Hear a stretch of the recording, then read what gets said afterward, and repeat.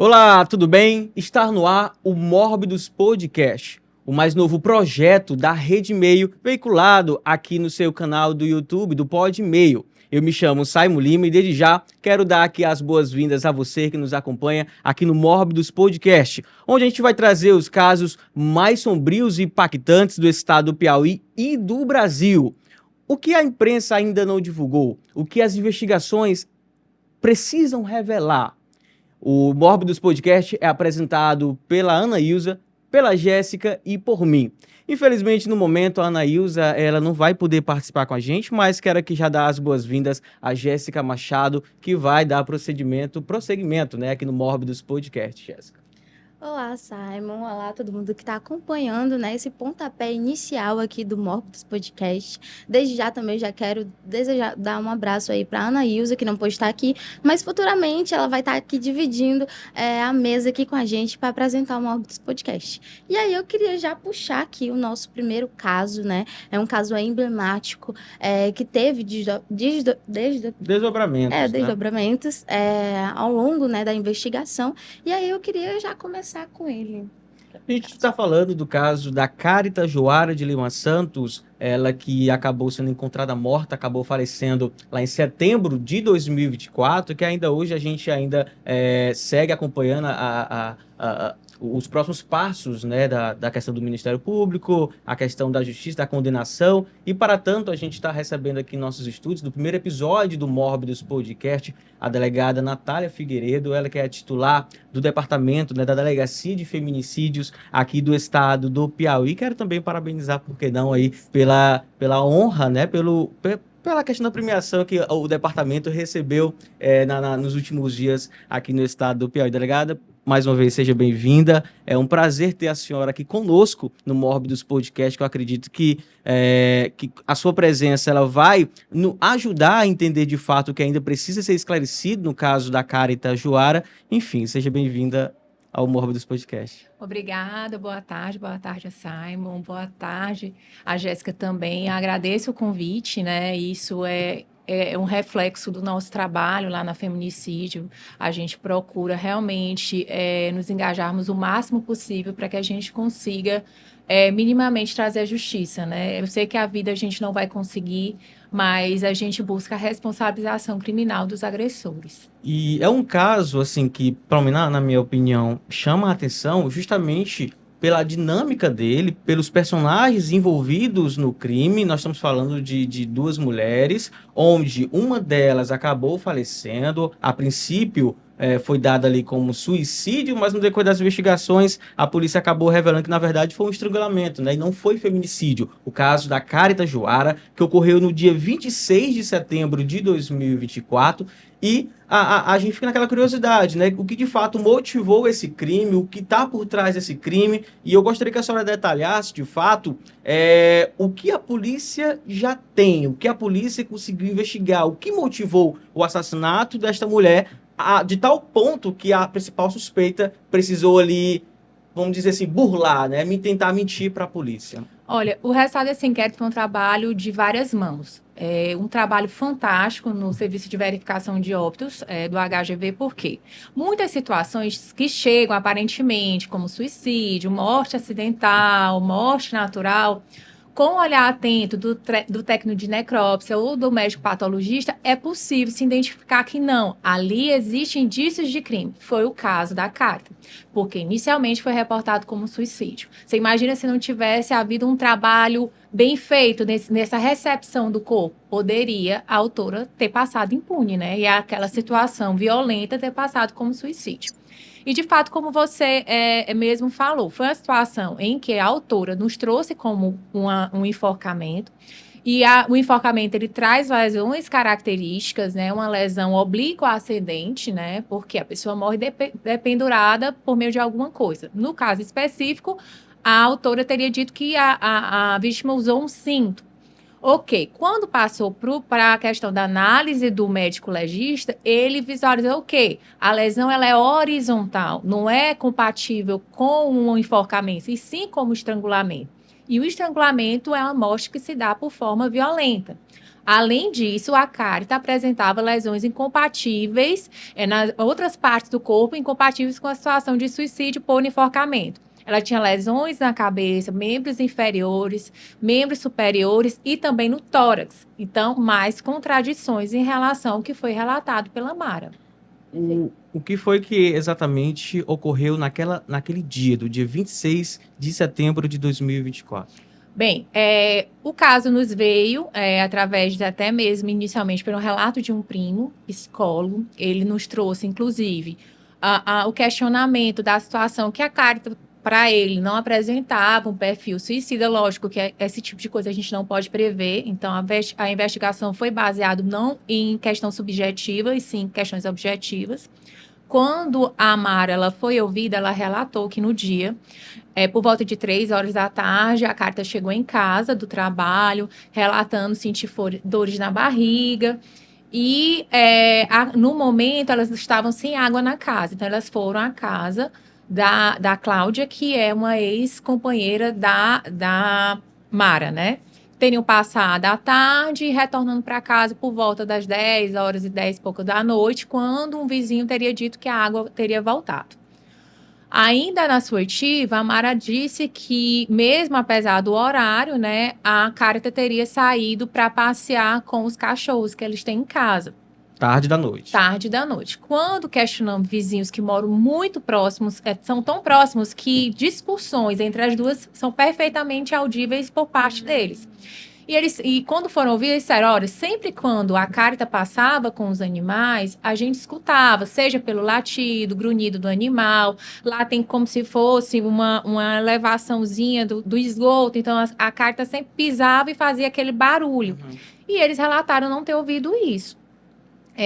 Seguindo com a oitiva da Mara, ela falou que foi tomar banho e a Carita, ao retornar para casa, teria ido para o quarto. Quando a Mara terminou do banho, foi ao quarto. E aí foi quando ela disse que o quarto estava com a luz apagada e forçando a porta como se tivesse algum obstáculo. Seria o momento em que a Carita, que estaria dependurada, né, por meio do cinto, teria o corpo caído ao chão. Isso foi o que ela relatou. O primo chegou a dizer que ao ser questionada, isso até mesmo acho que foi no dia do velório, ela teria entrado em contradição em relação ao cinto. Primeiro disse que o cinto estava pendurado no armador, quando entrou, né? Ou seja, rompeu e ainda ficou uma parte pendurada. Depois disse que achou no chão. O celular da vítima, a Mara teria levado com ela o celular. E questionado inicialmente, disse que não sabia. Quando quando o primo disse, não, pois eu vou então na casa procurar. Aí, de uma forma misteriosa, segundo até a própria fala do primo, ela disse que estava com o celular. Quando se analisou o celular, não tinha, todas as mensagens entre Mara e Carita estavam apagadas. Questionada, ela falou que era comum a Carita fazer isso porque elas mandavam mensagens íntimas. Questionou assim, mas existe a possibilidade de mandar em visualização única? Por que essa questão, esse cuidado? E quando a gente foi perguntar sobre as mensagens no celular de Mara, ela disse que teria apagado também o celular dela porque causava um sofrimento, lembrava. Então, são várias, assim, a gente foi construindo toda a investigação nessas contradições, tanto que, no primeiro momento, a Mara não foi presa. Quando a gente recebeu mais informações, não, realmente temos indícios suficientes para representar pela preventiva, que foi concedida pelo Poder Judiciário. Agora, assim, eu achei estranho o fato dela estar no banheiro e ela não ter escutado nenhuma movimentação ou algo que remetesse... Porque, assim, isso, pelo menos na minha perspectiva, né? Se alguém vai fazer alguma coisa, naquele momento, eu acho que acaba se tornando um pouco inevitável não gritar ou não fazer algum tipo de barulho. Ela chegou a relatar se ela escutou alguma coisa enquanto ela... Nem ela e nem os vizinhos relataram. Mas, assim, essa questão de barulho ou não, numa situação, vamos supor, de um suicídio, pode acontecer de uma forma que a pessoa não ouça a outra parte. Mas o que é evidente para a gente é a informação inverídica dela do enforcamento. No nosso indiciamento, a gente ouve pessoas, tem as nossas impressões como investigadores, mas nós trabalhamos com provas técnicas que são objetivas. Porque está claro e evidente, não houve enforcamento, houve estrangulamento. Ninguém tira, é extremamente raro uma pessoa tirar a própria vida por meio de estrangulamento. Então, as lesões na região do pescoço da Mara, aliás, perdão, da Carita, era evidente a questão do estrangulamento e não enforcamento. Agora, um fato que a senhora tocou que eu particularmente desconhecia essa informação, era de que as duas estavam na casa da ex da Mara. Exato. Os ciúmes não teria motivado, talvez, o crime? Olha, segundo foi ouvida a Cláudia, né, e também a própria Mara, elas relataram que a Carita, ela lidava bem com essa relação, até mesmo elas conviviam as três, o que não é muito, realmente não é muito comum, mas pode acontecer. As três, tanto Carita como Cláudia, como Mara, elas conviviam, inclusive colegas de trabalho, porque também ouvimos. Chegou a informação que a Mara trabalhou no mesmo estabelecimento que a Carita, né, que é uma empresa do ramo alimentício, e que esse emprego, inclusive, foi conseguido pela Carita, né? E alguns funcionários chegaram a relatar a gente que haviam, sim, discussões entre as duas. Existia esse contexto de ciúme. Mas, com relação à Cláudia, nós não tivemos elementos suficientes para dizer que era algo que causasse conflito entre o casal, Mara e Carita. Um crime passional. Sim. Assim, a gente fala que muitas vezes, no crime, a gente sabe que o crime aconteceu, a gente sabe como aconteceu, mas às vezes não por que aconteceu, que é a motivação, certo? Que é uma das coisas que você me questionou. A gente não chegou à conclusão do motivo pelo qual a Mara teria praticado esse crime. O que está evidente? Que foi ela, até mesmo porque quando ela foi ouvida, ela, por 2 vezes, ela enfatizou que estavam apenas as duas. Em análise de câmeras de vídeo monitoramento, não vimos uma terceira pessoa chegando antes do fato, porque depois que aconteceu, quando aconteceu, a Mara, utilizando o próprio celular da Carita, ligou para os parentes, relatando que a Carita teria tirado a própria vida. Ela chamou os vizinhos, inclusive esse vizinho até trabalha numa funerária, né? Foi, inclusive, depois da Mara, foi o que teve primeiro contato com o corpo da Carita. Na oitiva, ele também nos disse que estranhou algumas lesões. Até na oitiva, ele disse que não tinha visto marcas de enforcamento. E a gente está tratando de uma pessoa que trabalha com corpos, né? Trabalha numa funerária. Então, ele tem, no mínimo, uma expertise em relação a isso. E aí, assim, realmente, só vem movimentação de pessoas após o acionamento pela Mara. A gente não vê... A própria Mara que acionou. Própria Mara, utilizando o celular da Carita, ligando para os parentes da Carita, ligou para a Cláudia, que é amiga também, que posteriormente chegou lá. Então, a movimentação de pessoas foi depois da situação da morte. No caso, elas estavam juntas há quanto tempo? Já que digamos, primeiramente, elas estavam juntas há quanto tempo?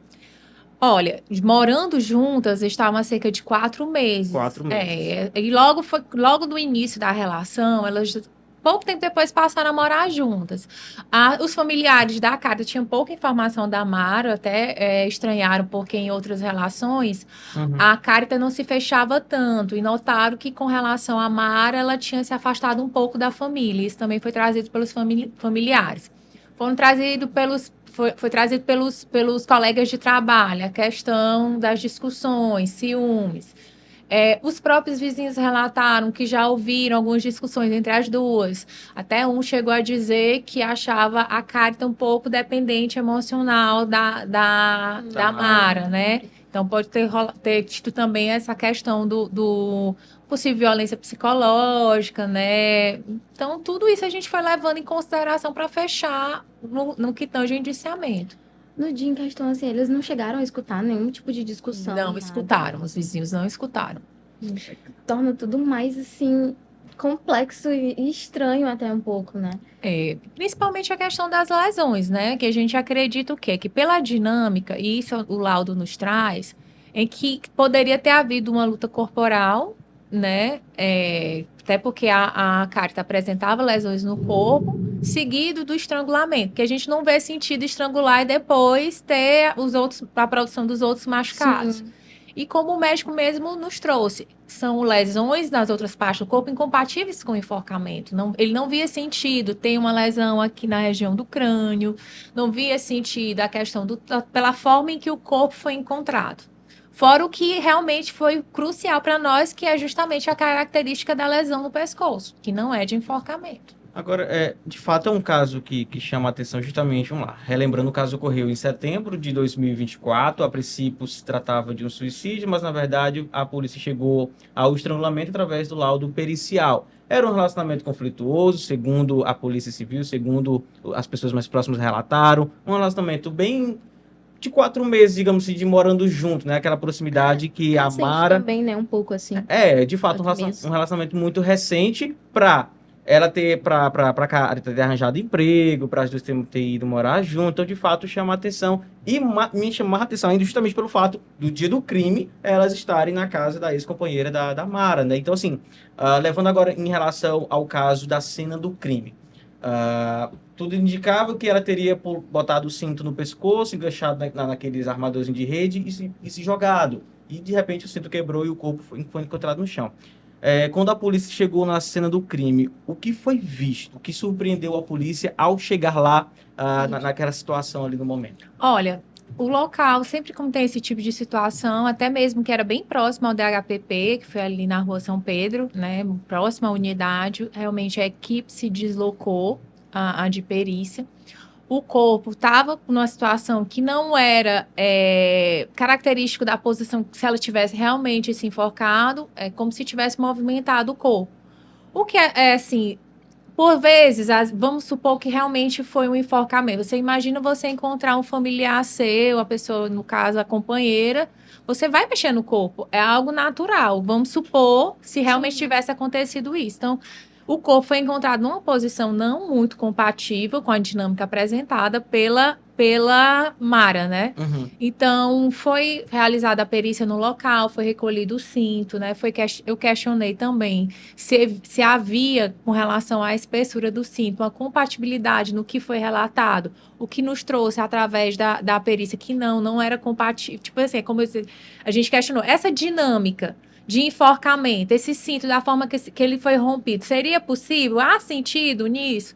E a perícia nos trouxe que não. Então, mais uma prova técnica que a gente utilizou para o nosso embaseamento no indiciamento. Tanto que ela foi indiciada além do feminicídio, porque se trata de uma relação íntima de afeto, então é feminicídio nesse contexto, e fraude processual, porque houve uma simulação de um suicídio que, na verdade, não aconteceu, e sim um estrangulamento. Ela tentou limpar a cena do crime? Não foi visualizado isso pela perícia.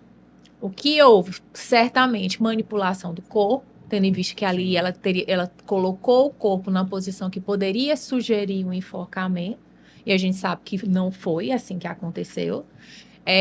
E aí, como ficou claro, a questão de acionar a família, dizendo que foi suicídio, chamar vizinhos. É como se ela estivesse buscando provas ao favor dela, né? Chamou o vizinho, olha, a fulana acabou de se matar. Então, foi toda uma coisa, não sei se foi premeditado, como eu disse muitas vezes, a questão subjetiva a gente não consegue na conclusão do inquérito, a gente se pauta no que de fato aconteceu. Então, para nós também não temos certeza se foi algo premeditado. A questão de você até questionar, estavam na casa da Cláudia. Bem, não vimos tanto a questão, tanto que a Cláudia não foi indiciada, por quê? Porque os próprios colegas de trabalho já diziam que a relação das três era muito próxima. Inclusive, era comum a Carta levar 3 quentinhas quando ia embora para almoço. Uma delas, da Mara e da Cláudia. Então, eram pessoas muito próximas. Então, a questão de ter estado na casa da Cláudia, para investigação, ainda não é um fator de suspeição.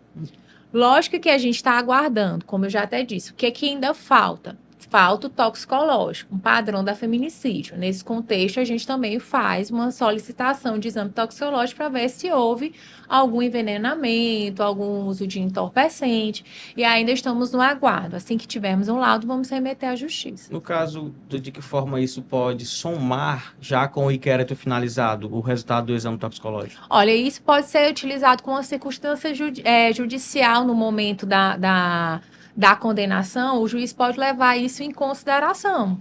Porque nós já colocamos, inclusive, quando qualificamos o feminicídio, a gente quer, na verdade, uma causa de aumento, né? Porque eu já tinha havido a alteração e o feminicídio se tornou um crime autônomo. Existe uma causa de aumento no feminicídio se ele tiver sido praticado por meio insidioso, ou seja, Sim. obscuro, né? Ou meio cruel.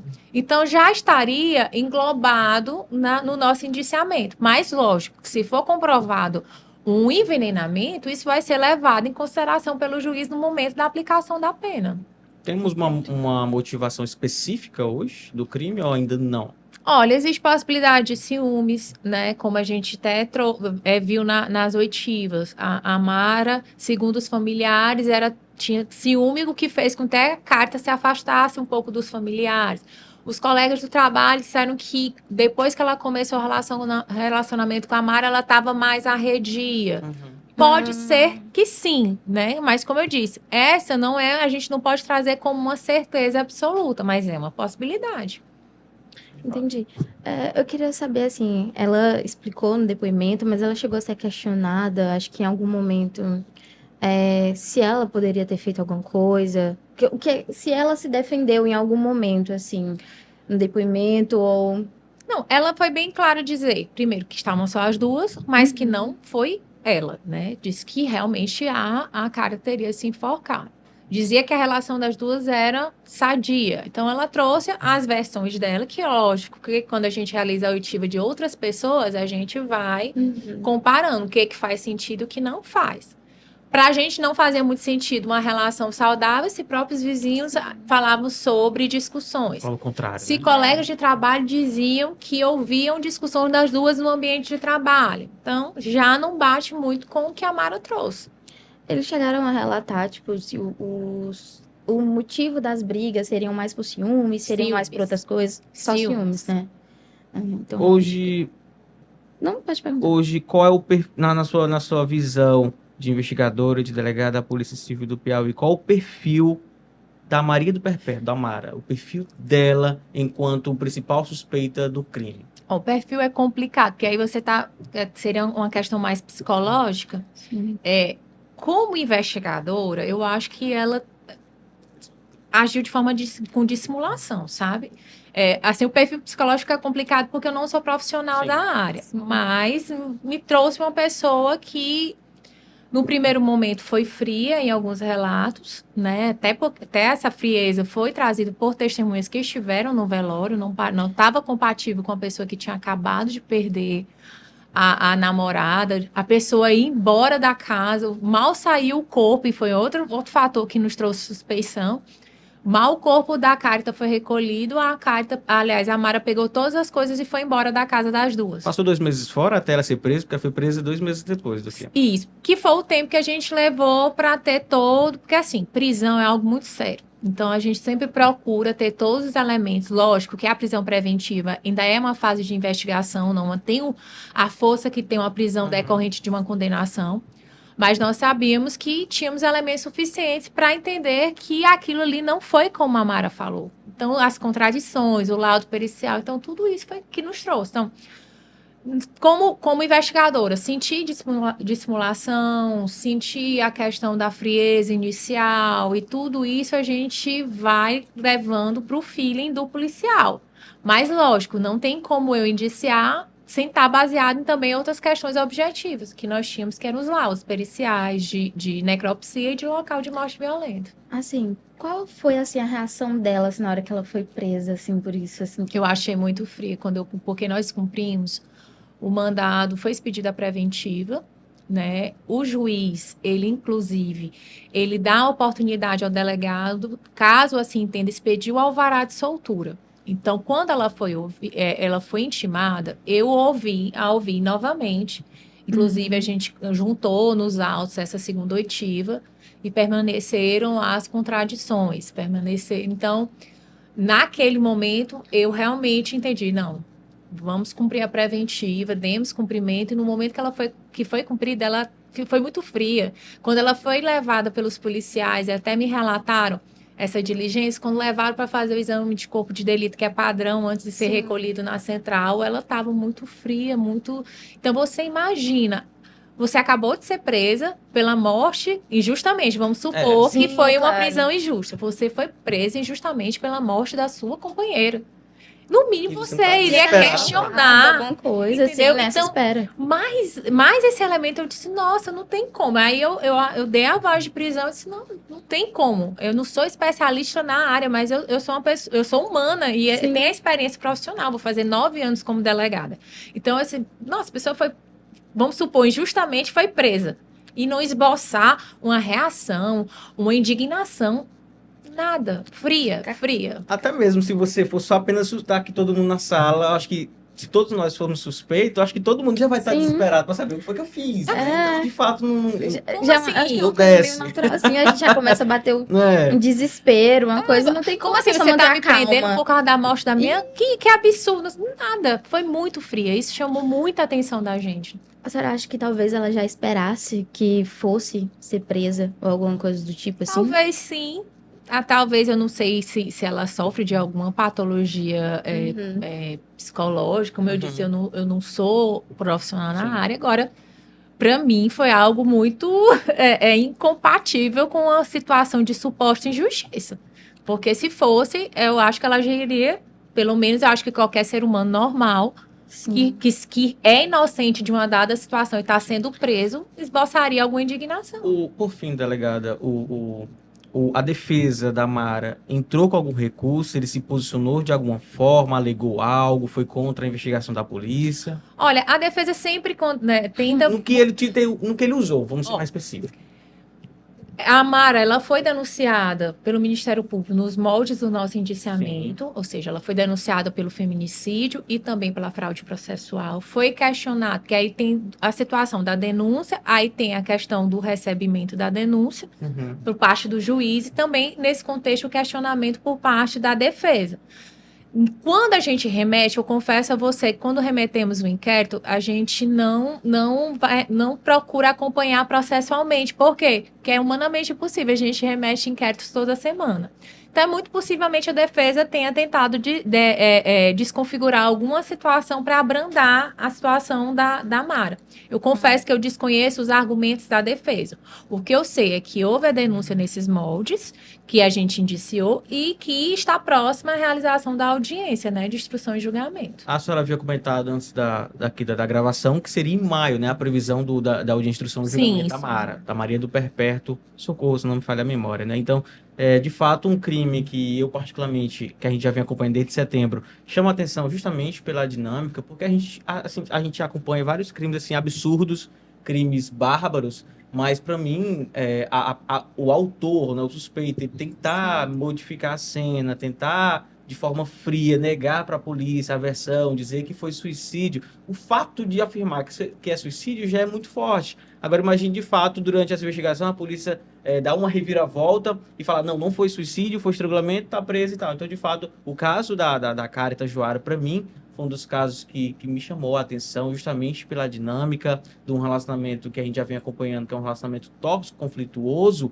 entre essas duas mulheres, e que a gente vai, obviamente, seguir acompanhando, a fim de que a gente possa, mais na frente, saber o real fato pela motivação, né, que levou à morte da Carita Joara, Jéssica.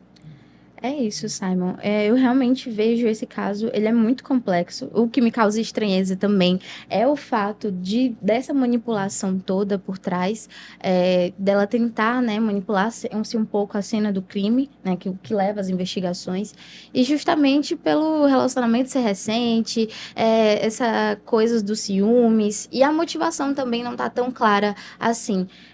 Eu acredito que seja uma coisa muito emblemática, como eu disse no começo, é um caso muito complexo que a gente espera aí como ele vai se desenrolar até o final.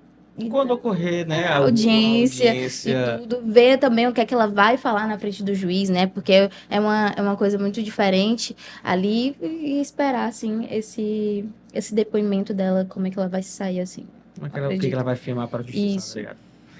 É isso, gente.